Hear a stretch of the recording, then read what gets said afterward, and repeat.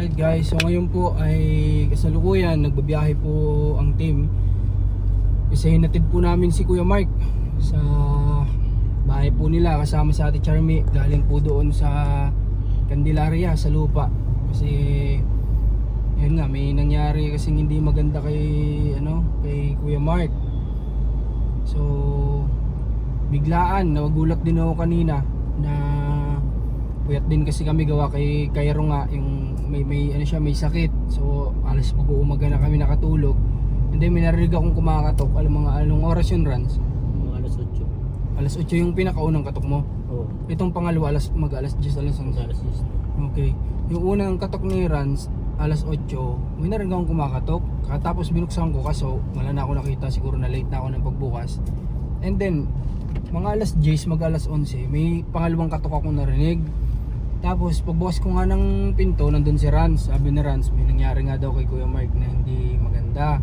Nandun daw sila Ate Charmy sa lupa. Kaya ako, wala pa akong mumug hanggang ngayon. Wala pa akong mumug, walang hilamos, walang almusal, alas 2 na, wala kaming tanghalian. Pagbaba ko ng hagdan, pinakuha ko kaagad sa kanila, kunin nyo yung susi. Ano pa ba ibang pinakuha ko kanina, kunin mo yung bag. Diretso agad kami dun sa lupa. Pagkamulat ng mata ko nga, narinig ko may kumakatok. Then pagdating ko dun, dun na pinaliwanag sa akin nila Kuya Aris kung ano yung nangyayari kay Kuya Mark. Kasi hindi ko alam na si Kuya Mark pala hindi umuwi. Kahapon kasi umuwi si Kuya Aris. And then tinanong ko si Kuya Aris kailan kayo babalik. Mamaya madaling araw daw. Ngayon nga, kanina pala umaga. And then ang alam ko kasi once na umuwi yan sila Kuya Aris, silang lahat umuwi. Ngayon hindi ko alam na si Kuya Mark nagpaiwan. Tapos may mga iba na palang nangyayari sa kanila na Ate Charmy sa pag-uusap. May mga napansin na silang kakaiba kay Kuya Mark. So ayun, pagdating ko doon, wala si Ate Charmy sa lupa. Nandun sila Kuya Aris, may kasama silang mga iba pa na may dalang tricycle, sinakyan na Ate Charmy. And then sabi ko nga na sinilip ko muna si Kuya Mark kung anong ginagawa. Kanina kausap ko siya, okay naman. Medyo okay naman. Sabi niya sa akin, Kuya, kamusta? Naglilinis lang ako. Pero nung pumasok nga ako dun sa loob ng barracks nila, dun ako may nakitang mga kakaiba na talaga. Tapos pumunta ako kay Ate Charmy. Sabi ko, kasi may nalaman ako si Kuya Mark na isabit niya yung motor niya, na isanglaan niya kasi nga may biglaan tong tawag pala sa Ate Charmy noong nakaraan. Kailangan ng pera. Hindi naman na sa akin nagsasabi, wala naman sa akin sinasabi. So si Kuya Mark sinangla pala yung motor. Ngayon napunta din sa Ate Charmy. Sabi ko nga kay Kuya Aris, huwag kayong aalis muna dito, ako na lang muna pupunta doon. Tutubusin ko yung motor kasi baka isa yun sa nagpapapressure sa kanya. Tutubusin ko. So 5,000 pala yung sinangla. Kinausap ko na yung pinagsanglaan.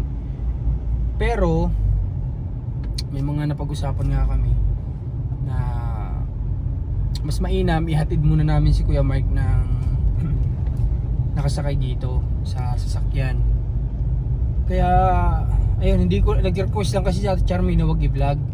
Wag na daw i-vlog. Kaya hindi na ako nag-vlog doon na makikita sila Kuya Mark, makikita sila Ate Charmy. Sabi ko sa kanila, huwag kayo magdala ng camera kahit na ano. Pero ito, papunta tayo kay Ate Ninya. Kasi nga po, alas 2, dapat dalawang schedule ko sa kanya ngayon. Dapat, before lunch, tatry namin kung mapapa-enroll si Ninyo, which is Saturday ngayon. Magbabaka sakali kami kung bukas yung principal office. Baka naman may papa-enroll yung bata. And then maglalagay ng ngipin natin niya. Pero dahil alas 2 na guys, kailangan natin pumunta kay Ate Ninya para ipalam tong nangyari. Kasi baka nag-aantay yung tao sa atin. Kawawa naman. So ayun, hindi ko lang talaga pwedeng ipakita si Kuya Mark sa mga nangyari to. Pero sa lang masabi ko na nakakatakot yung mga nasaksihan namin kanina doon. Maging si Ate Charmy umiiyak kanina. Si Ate Charmy umiiyak. Sabi niya, papaano na sila kung magkakaganon nga si Kuya Mark, papaano na yung pamilya niya. Sabi ko, huwag kang umiyak kasi buntis yun, baka ma-pressure, ma-stress. Huwag kang umiyak, kaya mo, tutulungan ka namin, gagawa natin ang paraan lahat. sana pag-pray ko na sana maging maayos si Kuya Mark. Sabi ko wag na munang pabalikin, wag pabalikin doon. Wag mo nang pagtrabahuhin, wag pag-isipin ng kung ano-ano. Sabi ko nga, may mga materyales ako, nagpabagsak kasi ako ng materyales sa kanila. Wag na munang, para lang yung isip ni Kuya Mark ay hindi isip ng kung ano-ano. Paggawain ni Ate Charmy kahit pa paano doon sa bahay nila. Gawain niya kasi may materyales, pabagsak po ako ng materyales doon. Yun ang munang trabahuhin niya. Tayo, bibisita na lang tayo doon para mapag-abot ng tulong. So yan, biyahe tayo, sakto alas 2 na oh. Yan oh, ito nga. Alas 2 na. So tayo katinin niya. Hindi matutuloy yung mga lakad natin ngayon. Pero kung kaya sa school, sige. Kahit sa school siguro. So yan, biyahe muna tayo guys. Biyahe muna, nakapambahay lang kami, tingnan mo. Naka-short, si Ran, siya mo, naka-short. Chinela, si Mac. Naka-chinelas ako, wala pang mumug, wala pang hilamos to. Talaga. Gutom na rin ako. Walang almusal, wala pang tanghalian dahil nga sa pag-aasikaso natin dito. Tingnan nyo guys, mga nakapambahay. Dito na kami sa Trangka. Papasok na to kalahati niya. So magpabili muna ako ng dito. Gutom na talaga ako, sakit na ng tiyan ko guys. Pabili muna ako kalamak. Ayan, ang mga nakapambahay lang yung mga yan oh. Halos kagigising lang din nila kanina siguro. Di ko alam kung anong ginagawa nila. Mas nauuna kasi itong mga tot, alam nila na puyat kami. Sinabi nga nila kay Ate Charmy nung tumatawag kanina na puyat kasi kami ni Commander talaga. Kung puyat ako, halos magsi-6 na nakatulog, mas puyat si Commander sa akin. Kasi siya yung nag-aasikaso din kay Cairo. Kaya grabe talaga itong pangyayari. Di ko inaasahan talaga na magkakaganito si Kuya Mark. Nakakatakot. Sobra. Pero pagkausap siya, okay naman. Okay naman si Kuya Mark kasi may mga talagang pag-pray ko, niyakap ko nga kanina Kuya Mark nung pasakay na dito sa pickup dyan sa likod sila ni Rans, kasi may dala-dala siyang bag na may nakalaman guys na basta, ayaw ko na lang sabihin, pero may laman yung bag na ayaw niyang iwan. Tapos sabi ko para hindi mapahiwala yung bag, doon na lang sa likod o sinamahan na lang ni Rans. Bago umakyat kanina, niyakap ko si Kuya Mark kasi nalulungkot ako na ganun ko siya nakikita. Grabe. Tara, ano na lang, kita-kits na tayo dun siguro kala ate niya pagka tapos bumili na itong dalawa dito. Ayan. So guys, dito na tayo kala ate niya. Dumaan na din ako dun kala ate Lindy. Napagkwentuhan nga namin. So, nagulat din siya sa mga nangyayari. At sabi ko nga ay isama nila sa prayer para Ate Nino, kumusta po? Ibang hapon. Uy, may bubong na? Okay. Kailan nagbubong sila? Ayun na po. Bukas po umagaan. Dito nga po. Iba na naman yung style ng bahay mo. Yung mga habang upuan naman na nandito dito. Nagtanghalian na po kayo? Pa? Nagkain na po kayo? Sino ninyo? Asan? Sabi ko magpunta po sa kanya, ma'am. Inaasikaso yung card niya? Opo. Kasama po yung ma'am. Okay. Kaya na pa hindi pa ako nakakabalik. Hindi pa nabalik. So tingin niya, kita mo ano napapansin mo sa amin? Ano napapansin mo? Ano pansin mo? Ano napapansin mo sa amin? Sa mga kasuotan namin? Ano? Kasart. Ha? Naka-short, naka-chinelas? Sa madaling salita, nakapambahay lang kami, ano? Opo. So, napunta kami dito at yun nga, nagdiretso kami dito sa'yo kasi gusto kong sabihin sa'yo na may nangyari kasi hindi maganda kay Kuya Mark mo. Opo.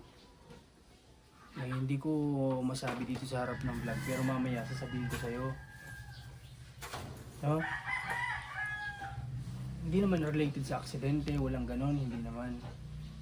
So, sabihin na lang natin na involve yung mga bad elements dito sa atin, mga ganyan.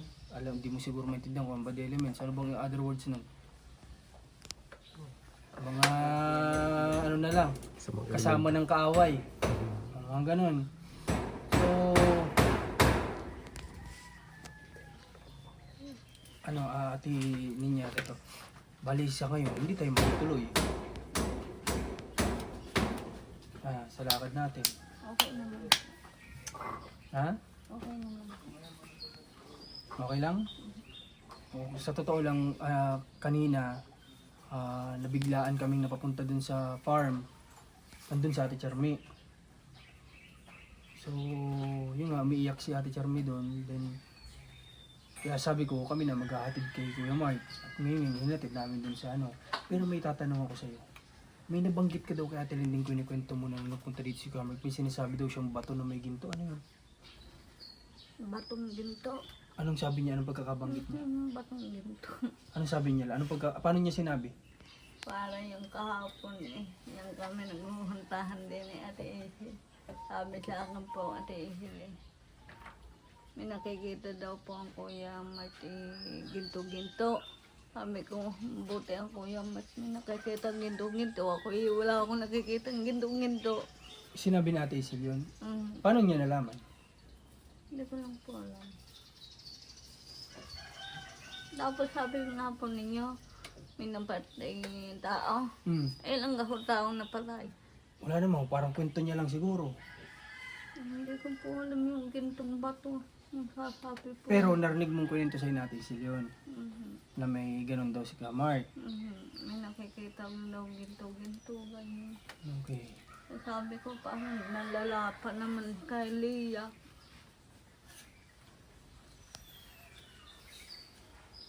Sa totoo lang, Naghuhunta nag-iisa. Yun naman kapatid ko, ganyan naman ang asa. May namatay, may... kaya pala sabi mo, natatakot ka sa kanya nung pumunta dito?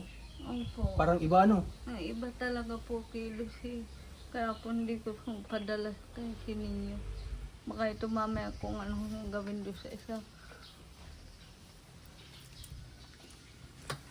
Ba, anong gapon na yan sa kuya? Yun nga, may mga ano siya, may mga kagaya niya, sabi mo. May mga nakikita siyang ganun. Pero sana maging okay si kuya mo na lang, si Kuya Mark mo. Nagdaan ako kay Ate Lindy para sinabihan ko na baka pwede nilang isama sa mga prayer, ganyan. Pag-pray si Kuya Mark. Kasi hindi ko alam na hindi pala umuwi si kuya mo. Kuya. Si Kuya Mark, nung umuwi sila Kuya Aris, siya pala naiwan doon, mag-isa. Nawin nga daw po ang kuya mo. Sa totoo lang ngayon, medyo marami si Kuya Mark isipin. Kasi nakwento sa akin Ate Charmy na nabanggit daw niya kay Kuya Mark na yung naggagawa ng kalsada, naggagawa na daw yata doon ng, anong tawag doon? Barracks. Gumagawa na ng barracks, so ibig sabihin malapit nang gawin yung kalsada, malapit na sila mapaalis doon. Although kahit nagpababa ako doon ng materyales, kaya nga lang si Kuya Mark, ang hinahabol, yung kita muna, yung income, yung hanap buhay. Kaya di niya magawa. Tapos, napilitan pang isang layong motorsiklo niya dahil sa pangangailangan ni Ate Charmy. May natitiri ka na po. Ha? May natitiri ka na po. Alin? Ang kuya. Oo, meron na. Nasisimulan na yung bahay niya, halos mataas-taas na rin yung semento. Panibago. May nagagawa po. Si Kuya Mark lang ang gumagawa doon. Ngayon, alam niyo naman ang kaaway. Kapag kung saan mahina ang tao, diyan yan papasok.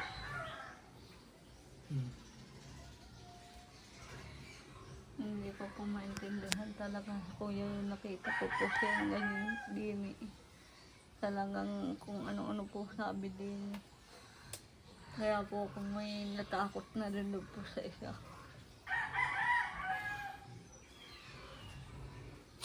Okay guys, so ngayon, ang natira doon, sina Kuya Aris. Kumuha si Kuya Aris sa mga bagong tao.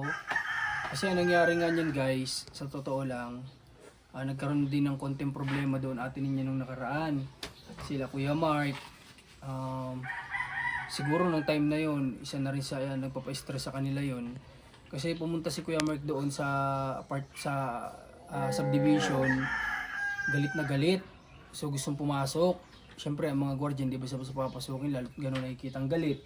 So gusto daw kaming kausapin. Kasi ang nangyari ay ang nangyari kasi sa kanila, naging parang arawan sila Kuya Mark. Instead na dapat po ay porsyentuhan. Kasi ang naging mali nila, nakakuha sila ng mga tao na pasahurin na arawan. Talo talaga sila, Kuya Mark, doon. Ang ginawa nila pa, arawan yung mga tao. So, nung dumating yung isang beses na gadaling ko sila kumukuha sa akin ng 20,000, 30,000, 24,000 every week, every Friday kumukuha sila. Sige, asikasin mo muna. Every Friday kumukuha sila si Kuya Mark sa akin. Na yun, ang ginagawa niya, pinampapasahod niya siguro doon sa mga taong arawan. Talo talaga sila doon. So, ngayon, dumating yung isang beses na sabi ni Kuya Mark, kukuha ulit siya ng parang 20,000 yata, something 22,000. Upo ka tayo niya. So, humihingi ulit siya ng parang 22,000. Makalipas lang ilang araw. Then sabi ko, sige, walang problema. Kaso that time, may problema yung application ng video under maintenance, yung sa akin. Pero hindi daw makasend. Sabi ko, Ate Charmaine, konting antay-antay lang po ha. And then ngayon, nagkwenta si Commander ng lahat ng receipt, lahat ng nabali. Lumabas na sobrang overbali na sila. Halos nasa, kung susumahin ay nasa 30,000 ang overbali. So, sabi ni Commander, teka lang, antayin mo na lang muna na pumasok sila bukas at pag-usapan. Kasi nga that time, medyo napalimit na yung absent nila, Kuya Mark, lagi silang umuwi. Half day lang magtatrabaho, umuwi. Then kumukuha ng 20,000 every Friday. Kaya medyo na si Commander, sabi niya, teka lang, parang lugi na tayo. Papasukan mo muna sila bukas kung magtatrabaho pa sila or hindi. Kasi nga ang tagal na nilang wala. And then kausapin natin kung tutuloy pa sila. At ipaliwanag natin to na sobra-sobra na sila. And then, nung galit ni Kuya Mark na yun, biglang nawala. Nung nakita niya na sobra-sobra na pala yung nakukuha nila. Then, isa siguro yun sa nagpa-stress din kay Kuya Mark. Yun lang yung pinupunto ko. Kasi nagkaroon sila ate niya ng overbali.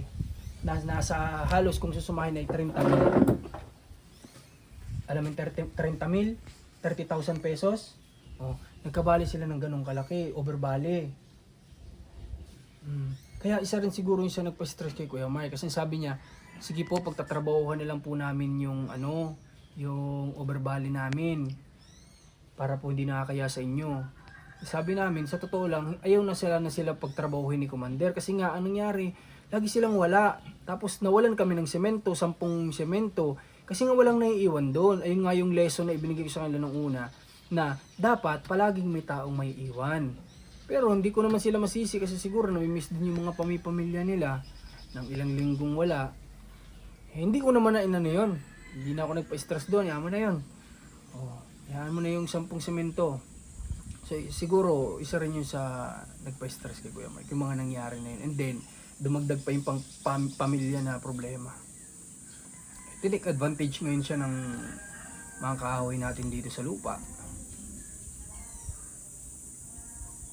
Kaya kanina, kahit na medyo normal naman siya pagkausap namin, kausap ko, niyakap ko si Kuya Mark, niyakap ko si Kuya mo kanina kasi medyo naawa nga ako. Ano po na ulit po Kuya Mark tungkol dito? Wala naman, wala siya nabanggit na pumunta. Hindi alam ni Ate Charmaine na pumunta dito yun. Wala pa lang alam sa Ate Charmaine, hindi daw niya alam. Hindi daw nagsabi doon na pupunta dito. Ibig sabihin, mula sa farm, pumunta yun dito para sadyain lang si ninyo. Hindi siya dumaan kala Ate, siguro Charmaine. Baka that time medyo naguguluhan na si Kuya Yung mo. po galing po dito Kuya Mark, hindi po nagpunta ulit. Siguro bumalik na doon. Ang sabi lang po Kuya Mark, galit daw ang sa akin si ate. Asawa po ninyo. Galit daw sa'yo? Oo. Bakit naman? Sobra daw po galit. Hindi ko lang po nabanggit yun. Sino nagsabi nun? Ang Kuya Mark po. Oh, Ang ibig galit daw sabihin, sa akin si ate. si Kuya Mark that time na pumunta dito, medyo iba na talaga siya. Kasi wala namang galit si Commander kay ate niya, walang nagkikwento, walang na-open, okay naman. Ang May mga kaya nga suggestion po pa kung nga. nagtaka, okay naman sa akin. Oo, talaga okay ate naman eh. kahapon nakapulong ko pa nga ho. Nakakwentuhan pa nga niya, okay naman. So ibig Nalimutan sabihin, ko lang ho ulitin kayo nung kahapon. pumunta dito si Kuya Mark, iba na talaga siya nun. Baka hindi ko lang kung napapano ka ho. Kaya mahirap kapag nakuha talaga tayo ng kalaban natin dito sa mundo talaga. Kaya Gagamitin nga po, niya yung sabi kung ko saan dun tayo sa isa, mahina. mag-ingat ka talaga. Kaya nga po yung napasangla niyang motor, sabi ko kanina babayaran ko na. Kasi gusto kong makita si Kuya Mike na baka maging ayos siya. Sabi ko magkano ba sinangla? 5,000 daw. Sinangla yung motor at kailangan daw natin charme. Sabi ko ako wag nun yun ang problemahin, tutubusin ko. Kaso ngayon nga may napag-isip-isip kami na baka mamaya bumalik si Kuya Mark doon. Kaya sabi namin, ihatid ko na lang muna. Doon na lang muna yung motor niya. Ay, saan po ngayon po kayo man? Ando na sa kanila, ihatid na muna namin.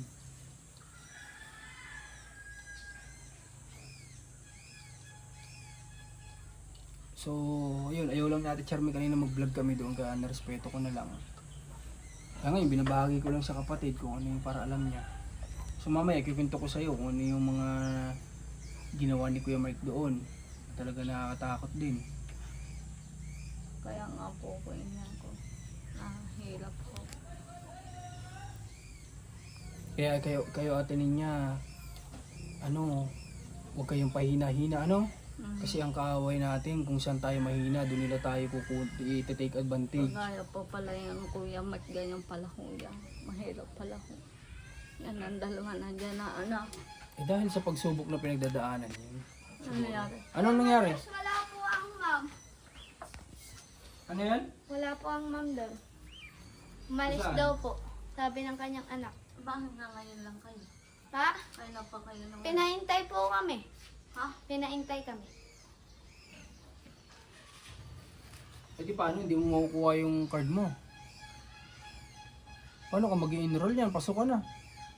Sabi naman po, isul pa kung sa Lunes na lang. Wala pa naman daw klase sa... Oo, di ganito na lang. Papakiusap ako sa inyo, ha? Apa. Kaya sabi ko diyan, parang sabi ko kakong hilin, wala pa rin pasok ang Lunes. Alamin mo kay Diha sa inay, wala daw pasok ang Lunes ulit. Ang alam ko, pitsa 15 pa kasi ang pasok nyo ng mga bata. Ganito atin ninyo, may papakiusap ako sa'yo. Sa Lunes po, baka pwede kayo magpasama, ipa-enroll nyo na po yan sa ninyo. Kasi baka wala po kami dito na ng Lunes. Sa totoo lang ngayon, ate niya, may patay kami sa pamilya namin. Tito ko, kapatid ng nanay ko. Dapat ngayon nandoon kami. Kasi nga sabi ko, hindi ko na may schedule nga pala tayo. Sabi ko sana, pagkatapos ng schedule mo, sisibat na kami doon sa Cavite, kasi sa Cavite yun. Dahil nga sa nangyaring ganito kay Kuya Mike, kailangan nating intindihin yung mga sitwasyon. Kaya sabi ko, extend ko na lang, bukas na lang kami pupunta din sa Lamay. Dahil baka Lunes kami makakalis, hindi ko kayo masamahan. Okay naman. Masama ka na muna, ha? Asikasuhin na muna. At alam ko, hindi pa Lunes ang pasok, pitsa 15 pa. Pati ito si Ining, pitsa 15 pa yan, siguro. Pag-pray mo din si kuya mo, ha? Marunong ka ba magdasal? Pag-pray mo din si... Ninyo, halika, may tatanong ako sa'yo. Kasi ito yung nakasama ni Kamik ng huli.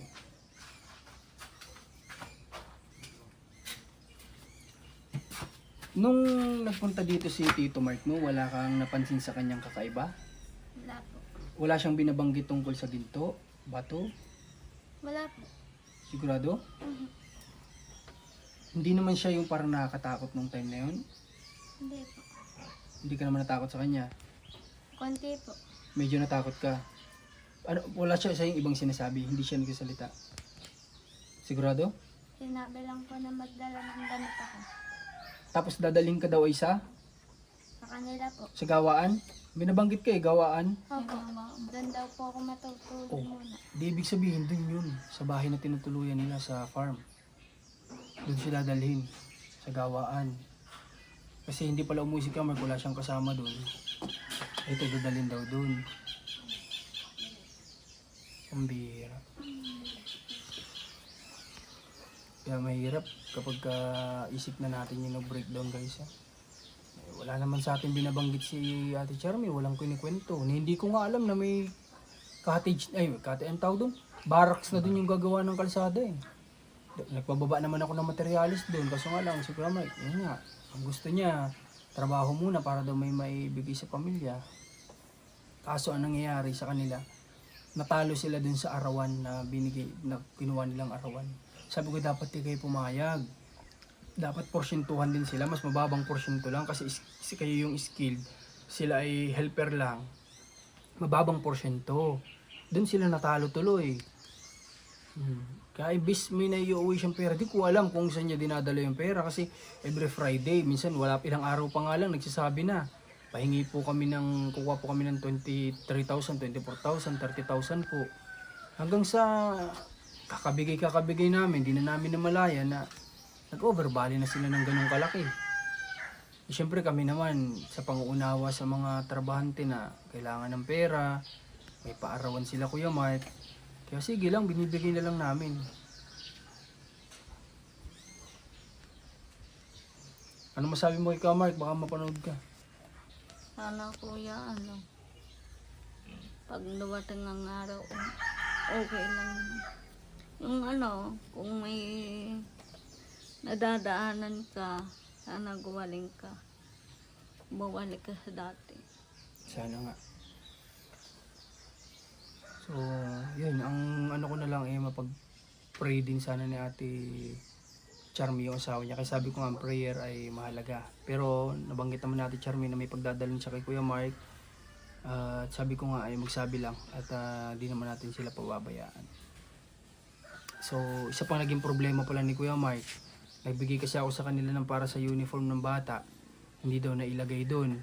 Kasi may binili yatang gamot si Kuya Mark, doon daw nailaan. Kaya yung pa yung isang iniisip ni Kuya Mark, hindi naman sa akin nagsabi na yung binigay kong pera, pang uniform ay nagamit sa ganun. So baka isang iniisip niya pa rin yun na magpapasok ka na wala pang uniform ng mga bata, yung mga anak niya. Ano nangyari po sa mga Mark? Hmm? Hindi ito pa. Hindi.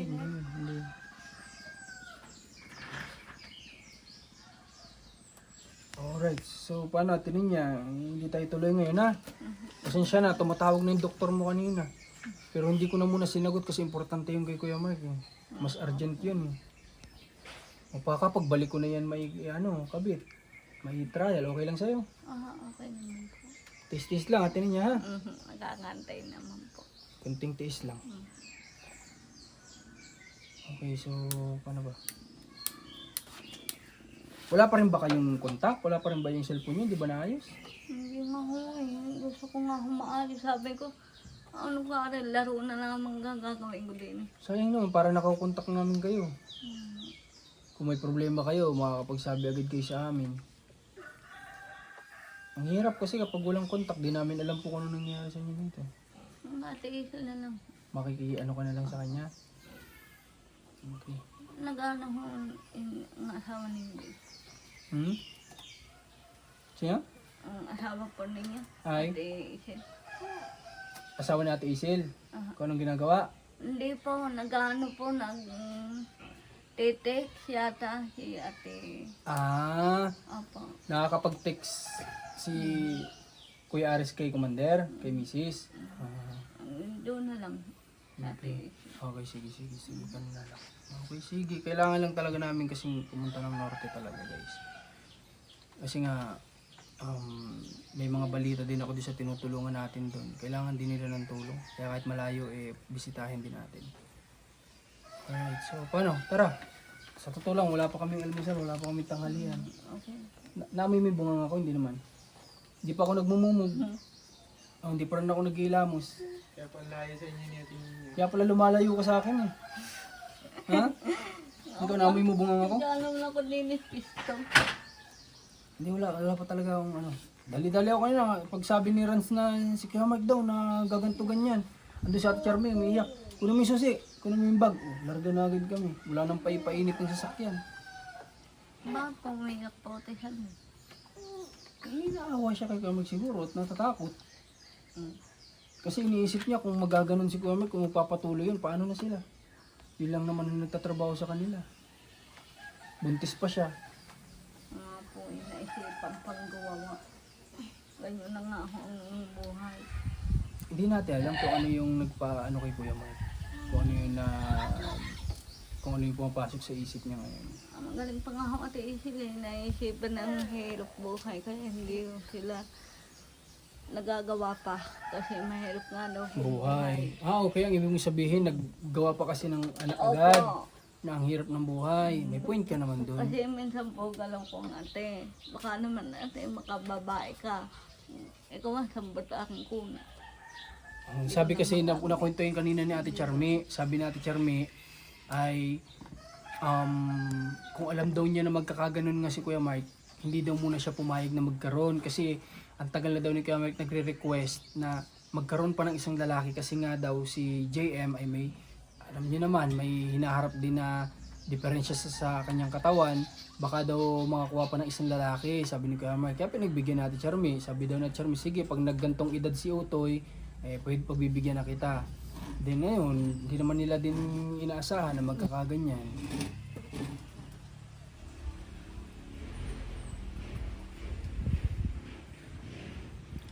Sige, atinin niya. At magtatrabaho pa si Kuya Fidel. Tinigil niya at na mag-iingay dito sa vlog. Hindi pa bukas ng huli yan. Tapos na po ang bubog. Tapos na? Baba naman po. Okay. So paano? Punta muna kami. Sige po. Mag-chat ka sa akin ha, pag may kailangan ha. Ha? Ibigas pa kayo dyan, wala na. Wala na po eh. Grocery, wala na din. Nangungutang lang po ulit. Ano ginawa niyo kapon sa pera? Ha? Ang bayan ko sa sakyan, naglampas pa nga ako, isa lang ka. Sabi ko, kuya, yun na ho, lampas na po tayo. Loko yan eh, doon turo pa, pailaya pa doon. Kita ko yung Jomong may ilaw. Nandiyan yung nakita ko. Anong araw bukas? Linggo na ano? Linggo na po. Sa Lunes po kaya. Sige, siguro naman yung mga kamag-anak namin na nanggaling ng Bicol, baka tanghali pa makakarating, pupunta ako dito ng umaga. Ha? Oh, siguro naman may pera pa kayo kahit paano tira kahapon, meron pa naman. Meron pa O sige, gamitin nyo na muna at pamimili namin kayo ng allowance ninyo, ha? Ngayon talagang wala akong kadala-dala, biglaan. Oh, hindi ko alam kung dala ko yung lisensya ko dyan. Ay kakamadali namin at emergency nga kanina. Nagulat din ako. O sige, atinin niya ha. Sige po. Sige, ninyo. Tama na kami. Ingat po. Sadya ako dito para di kayo mag-antay, ha? Sige, patama na kami. At least, alam nila atin niya kasi baka mag-antay, magtampo na naman niya na sila yung nag-asikaso ng maaga tapos di tayo dumating para alam nila na may emergency nangyari. Tapos bukas, sige, bago kami pumunta sa Lamay, yung sa kamag-anak namin, pupunta muna kami dito para magdala ng mga bigas, groceries, allowance. Ngayon wala lang talaga akong dalang cash dito sa biglaan. Kanina nga, napilitan lang siya sabi ko tingnan mo yung card ko sa GCash, baka sakaling may makukuha pa tayo dyan kasi yun lang yung dala ko na nasa sasakyan eh. Yun, may nakuha pa naman siyang 1,000, pinabigay ko na lang kay Ate Charmy. Sabi ko bigyan mo na yung kay Ate Charmy para kahit paano may magamit sila doon. Yun lang yun nandun sa sasakyan na card, buti nga nandun yun eh, may nakuha kami, may nabigay kay Ate Charmy. Then kanina bago kami umalis doon, humiram ulit din si Kuya Ares ng pera kasi may paggagamitan daw, tsaka bibili sila ng mga panglinis kasi doon sa loob ng bahay nga may nangyaring hindi maganda, lilinisan daw nila. So yun, opo, kasabay po kayo? Sige po, tara.